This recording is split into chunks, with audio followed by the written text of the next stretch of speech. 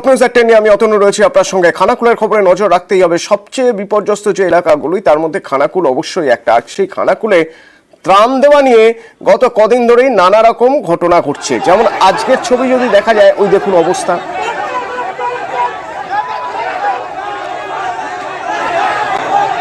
ত্রাণ নিয়ে বচসা হাতাহাতিতে পৌঁছে গেল।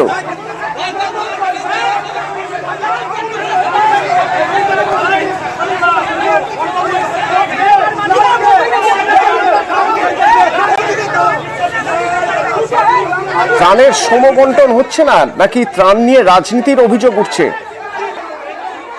খানাকুল 2 নম্বর পঞ্চায়েতের সামনে কিসের উত্তেজনা? শুভদীপ আমার প্রতিনিধি এখান থেকে রয়েছেন। শুভদীপ, হ্যাঁ, দেখো যে বারবার আমরা দেখাচ্ছি খানাকুলে যে ত্রাণ নিয়ে নানা বিস্তর অভিযোগ উঠছে। এবার ত্রাণ নিয়ে স্বজন পোষণের অভিযোগ তুললো তৃণমূল এবং বিজেপি দুপক্ষই। তৃণমূলের যেটা অভিযোগ যে ওই পঞ্চায়েতটি খানাকুল 2 নম্বর যে পঞ্চায়েত, ওই পঞ্চায়েতটি বিজেপি পরিচালিত। এই বিজেপি পরিচালিত পঞ্চায়েত তারা নিজেদের লোকজনকেই নাকি ত্রাণ দিচ্ছে। পাল্টা বিজেপিরও অভিযোগ যে তৃণমূল তাদের প্রধানকে অফিসে ঢুকতে দিচ্ছে না এবং নিজেদের মতো করে মানে নিজেদের যে পঞ্চায়েত সমিতি, সেই পঞ্চায়েত সমিতি তৃণমূল পরিচালিত, সেখান থেকে পর্যাপ্ত ত্রাণ বিজেপির পঞ্চায়েতে দেওয়া হচ্ছে না, এমনটাই অভিযোগ তৃণমূল নেতৃত্বে, এই বিজেপি নেতৃত্বের। এই পাল্টা অভিযোগ এবং দুই দলের পক্ষ থেকেই একে অপরের বিরুদ্ধে পাল্টা অভিযোগ জানানো হচ্ছে ত্রাণ নিয়ে, ত্রাণের স্বজন পোষণ নিয়ে। ত্রাণের স্বজন পোষণ নিয়ে অভিযোগ বিজেপির বিরুদ্ধে, অর্থাৎ ত্রাণ বিলিতে নিজেদের লোককে ত্রাণ দেওয়া হচ্ছে। অভিযোগ উঠছে বিজেপির বিরুদ্ধে, কারণ এই পঞ্চায়েত বিজেপি পরিচালিত। পাল্টা তৃণমূলের বিরুদ্ধে বেনিয়মের অভিযোগ তুলছে বিজেপি। সব থেকে বড় কথা, দুর্যোগের কাছে কেউ আমরা পারবো না, তবু আমরা মানুষের কাছে যাওয়ার চেষ্টা করেছি।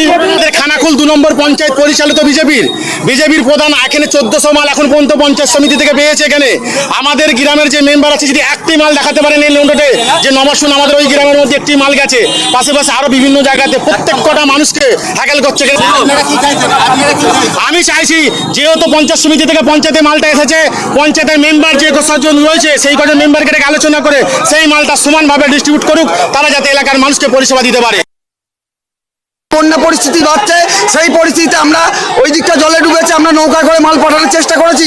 আমাদের যা হিসাব আছে, পঞ্চায়েত সমিতি আমাদেরকে মাল দিচ্ছে না, তার সত্ত্বেও আমরা পঞ্চায়েত থেকে নিজেদের টাকা কিনে ওদেরকে মাল দিচ্ছি। ওদের বক্তব্য হচ্ছে প্রত্যেকটা বাড়িতে 4 জন করে তিরপল দিতে হবে। আমাদের পক্ষে সম্ভব নয়। আজকে প্রধানকে পঞ্চায়েতে ঢুকতে দেওয়া হচ্ছে না, কিন্তু প্রধান যদি না আসে বাকি কাজ কে করবে? ওই তৃণমূল কংগ্রেস 2-4টে লুম্পেন যে লাল আছে, তারপর হচ্ছে কোনো মেম্বার নেই ওদের। বন্যা পরিস্থিতি, আর এই বন্যা